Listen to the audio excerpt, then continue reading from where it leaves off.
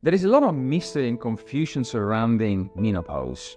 So let's take the next few minutes to clear things up and understanding what's happening in the bodies of those going through this phase. Think of menopause as puberty in reverse. Intrigued? Let's dive in. Hey, I'm Fabrizio, a certified health and menopause coach, and today I'm talking about a topic that I find truly fascinating, menopause.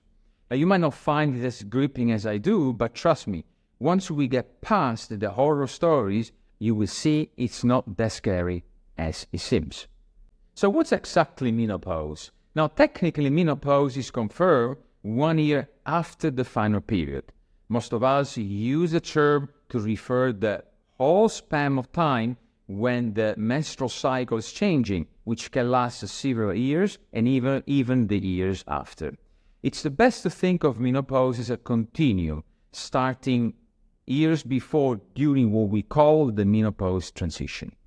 Here's a quick biology refresher for you. At birth, the women have all the eggs they will ever going to have, about 1 to 2 million of them, all nestled in the ovaries.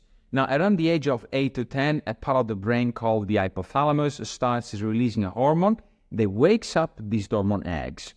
Now, this kicks off the monthly cycle of ovulation and menstruation, driven by hormones like estrogens. Now, every month, estrogens and other hormones perform a delicate dance leading to ovulation, where the most mature egg leaves its follicle. Now, if the egg isn't fertilized, the uterus shrinks its lining and women have their period. And the cycle repeats for decades until around the mid-40s. Then ovulation starts to get a bit erratic. Now, there are fewer eggs and the ones left might not be as healthy as they used to be. Estrogen levels will fluctuate, sometimes lower, sometimes even higher than before.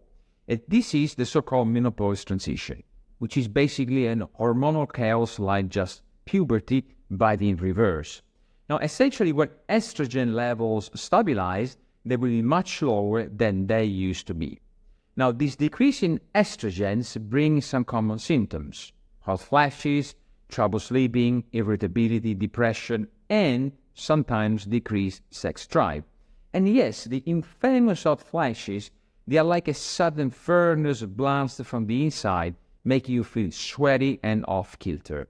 Now, some might also experience anxiety-like symptoms such as nausea and palpitation. For some, it feels like having had maybe too much to drink. But it's not all bad news. After all, menopause, there are no more periods or cramp and no worries about unintended pregnancy. That's all in the past. Now, menopause is something people go through like puberty again. There is a wide range of experiences, and it's important to remember that every individual is different. It's also worth keeping in mind that your worth is not determined by your reproductive capabilities. Your worth because who you are.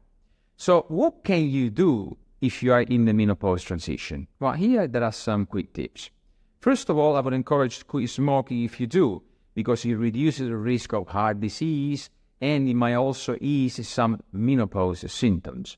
Obviously, reduce stress and get enough sleep, which is crucial for overall well-being.